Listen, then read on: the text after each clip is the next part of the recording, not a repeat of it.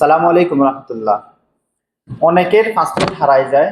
Passport হারাই যাওয়ার পরে যখন আমাদের অফিসে আসে, আমরা যখন বলি যে আপনি জাওজাতে যান, জাওজাতে গিয়ে ওখানে জিডি করতে হয়, ওই জিডি পেপার নিয়ে আমাদের মাধ্যমে আবেদন করে পরবর্তীতে পরের ধাপ হচ্ছে বাংলাদেশ এম্বাসি অথবা কনসুলেটের মাধ্যমে ওখানে গিয়ে ফিঙ্গারপ্রিন্ট দেওয়া।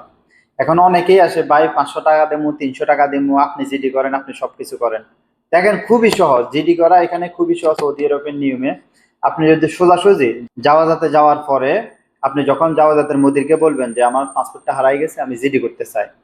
দেখেন আমাদের এই ভাই মোহাম্মদ লাইতুন ভাই, কিছুক্ষণ আগে উনি জাওয়াজাতে গেছে। জাওয়াজাতে যাওয়ার পরে ওনারে বলার, উনি যখন বলছে যে ওনার পাসপোর্টটা হারাই গেছে, সাথে সাথে দেখুন ওনারা একটা প্রিন্ট করে ওনার নাম ঠিকানা সবকিছু দিয়ে দিয়ে ওনারা একটা সাইন করে দিয়েছে। বাস, এই জিডির পেপার নিয়ে ওনারা যদি আমাদের মাধ্যমে আবেদন করে, আবেদন করার পর আমরা যদি শিডিউল নিয়ে দেই ওনাদেরকে, আপনাদেরকে, আপনারা খুব সহজেই আপনাদের পাসপোর্টটা নবায়ন করতে পারবেন।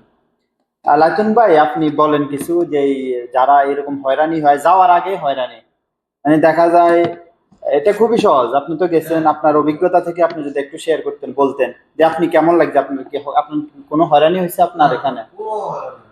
হ্যাঁ, হ্যাঁ, বাস আপনি শুধু বুঝিয়ে বলবেন যে আপনার পাসপোর্টটা হারাই গেছে, এইটুকুই, কোনো হয়রানি নাই আপনার। হ্যাঁ, আপনারা কোনো ভয় পাবেন না, ভয়ের কোনো কিছু নাই। আপনার পাসপোর্ট হারাই গেছে, আপনি সোজাসুজি ওখানে বলবেন। এই দেখুন, খুবই সহজ। এখানে যাও যাদের একটা সিট থাকবে আর কিছু ওনাদের কিছু বায়ানাত থাকবে আর কি, এখানে বলে দিবে ওনারা। তো আপনারা যে যেখান থেকে দেখতেছেন, আপনারা খুবই সহজ। আপনাদের পাসপোর্ট যদি হারাই যায় বা ফুরিয়ে গেছে অথবা কোনো একটা অ্যাক্সিডেন্টের মাধ্যমে আপনার পাসপোর্টটা আপনার কপিলে নিয়ে গেছে, খুব সহজে আপনারা জিডি পেপার দিয়ে আবেদন করে আপনারা আবার আপনাদের পাসপোর্টটি নবায়ন করতে পারেন। ধন্যবাদ। সালাম আলাইকুম।